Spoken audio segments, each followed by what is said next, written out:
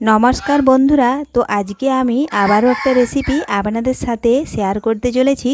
তো আপনারা প্রথম থেকে পুরো ভিডিওটা শেষ পর্যন্ত দেখতে থাকুন, আশা করি আপনাদের ভালো লাগবে। তো চলুন তাহলে শুরু করা যাক। তো দেখুন বন্ধুরা, এখানে আমি 3টে দেশি মুরগির ডিম নিয়েছি। এগুলো আমাদের বাড়ির মুরগির ডিম।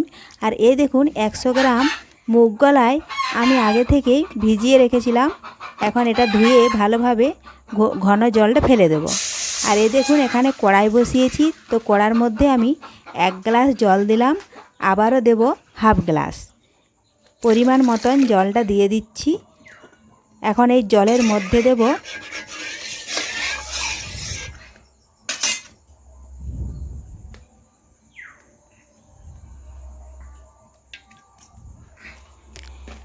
তো লবণ দেওয়া হয়ে গেল। এখন জলটা একটু ভালোভাবে গরম হতে থাক। আর এদিকে আমি মুগ ডাল ভিজিয়ে রেখেছিলাম, সেটা এখন আমি ভালোভাবে ধুয়ে নেব।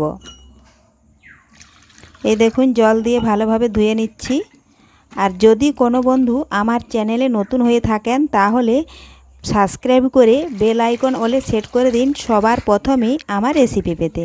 তো দেখুন বন্ধুরা, কলাইগুলো আমি ধুয়ে রেখেছিলাম, দিয়ে দিলাম। এখন আমি কিছুক্ষণ ফুটে যাওয়া পর্যন্ত অপেক্ষা করব। এই দেখুন বন্ধুরা, ফুটে গেছে। আর ফুটে যাওয়ার পরে এই যে ফেনার মতন সাদা সাদা দেখা যাচ্ছে, এটা আমি তুলে ফেলে দিচ্ছি। এই দেখুন এইভাবে খুরপি দিয়ে আপনারা চাইলে ডাবুতে তুলে নিতে পারেন।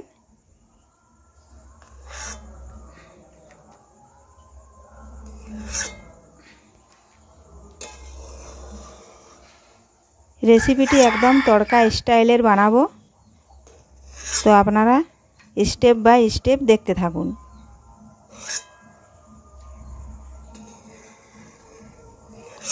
সমস্ত ফেনাটাই দেখুন আমি তুলে ফেলে দিলাম। তো এখন আমি দেব পরিমাণ মতো হলুদ গুঁড়ো। তো হলুদ গুঁড়ো দেওয়া হয়ে গেছে। এখন আমি ডাল ভালোভাবে যাতে সেদ্ধ হয়ে যায় এজন্য আমি 5 মিনিট ঢাকা দিয়ে রেখে দেব। তো ফিরে এলাম 5 মিনিট পর। তো দেখুন বন্ধুরা, ডাল ভালোভাবেই সেদ্ধ হয়ে গেছে। এ দেখুন এখন এই ডালটা একটা অন্য জামবাটিতে আমি ঢেলে নিচ্ছি। তো আবারও আমি কড়াইটা ধুয়ে দেখুন বসিয়ে দিয়েছি, গরম হয়ে গেছে। এখন দিলাম পরিমাণ মতন সাদা তেল। তেল একটু ভালোভাবে গরম করে নিচ্ছি। দেখুন গরম হয়ে গেছে। এখন দিয়ে দিলাম আমি পেঁয়াজ কুচি। পেঁয়াজ একটু ভালোভাবে ভেজে নেব। তো দেখুন বন্ধুরা, পেঁয়াজ আমার ভালোভাবে ভাজা হয়ে গেছে। দিয়ে দিলাম আদা জিরে ও গোলমরিচ বাটা, দিলাম রসুন বাটা। এখন দেব আমি পরিমাণ মতো লঙ্কা গুঁড়ো ও পরিমাণ মতো দেব হলুদ গুঁড়ো। এখন ভালোভাবে নাড়াচাড়া করে পেঁয়াজের সাথে মশলা একটু ভেজে নেব।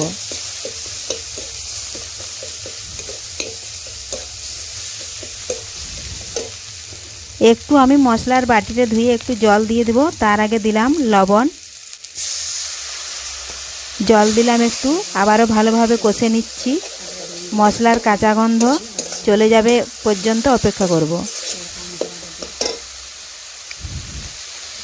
এখন দিলাম আমি দেখুন একটু তড়কা মশলা।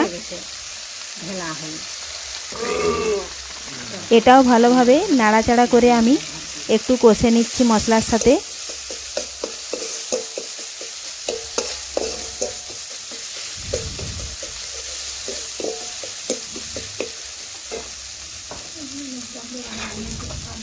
তো দেখুন বন্ধুরা, কষানো হয়ে গেছে। এখন আমি যে দেশি 3টে ডিম নিয়েছিলাম সেই ডিমগুলো এখন ফাটিয়ে এর উপরে দিয়ে দেব। এই দেখুন ডিমগুলো আমি এখানে ফাটিয়ে নিচ্ছি। তো আমি এখন ডিমগুলো ফাটিয়ে দিচ্ছি। আপনারা চাইলে আলাদাভাবেও ডিমটা আগে ভেজে তুলে রাখতে পারেন, তারপরে মশলা কষানো হয়ে যাবার পরেও ডিমটা দিতে পারেন। তো দেখুন বন্ধুরা, দুটো ফাটিয়ে দিলাম। আবারও একটা আছে, ফাটিয়ে দিচ্ছি।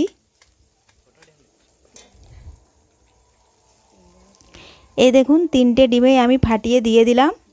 আর এখন নাড়াচাড়া করে ভালোভাবে মশলার সাথে ডিমটাও আমি কষে নিচ্ছি।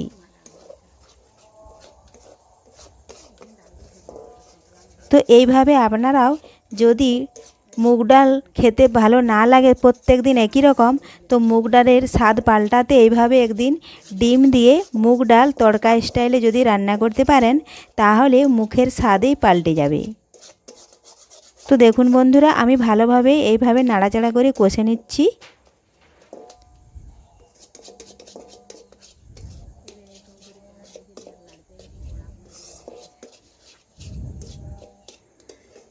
দেখুন আমি 2 থেকে 3 মিনিট ভালোভাবে নাড়াচাড়া করে কষে নিচ্ছি। তো কষানো হয়ে গেলেই সেদ্ধ করে রাখা ডাল আমি এর মধ্যে ঢেলে দেব। এই দেখুন ঢেলে দিলাম।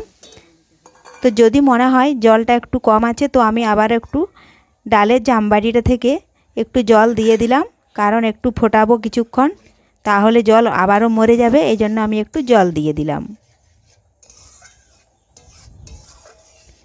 তো দেখুন নাড়াচাড়া করে ভালোভাবে আমি ডিম মিশিয়ে নিলাম ডালের সাথে। আর এই দেখুন আমি 2 মিনিট ফুটিয়ে নিলাম। তো তৈরি হয়ে গেল আজকের মুগ ডাল দিয়ে ডিমের দুর্দান্ত একটা রেসিপি। তো আপনারাও বাড়িতে একবার বানিয়ে দেখবেন আর আমাকে কমেন্টে জানাবেন। ভালো লাগলে লাইক ও শেয়ার করতে ভুলবেন না। ধন্যবাদ।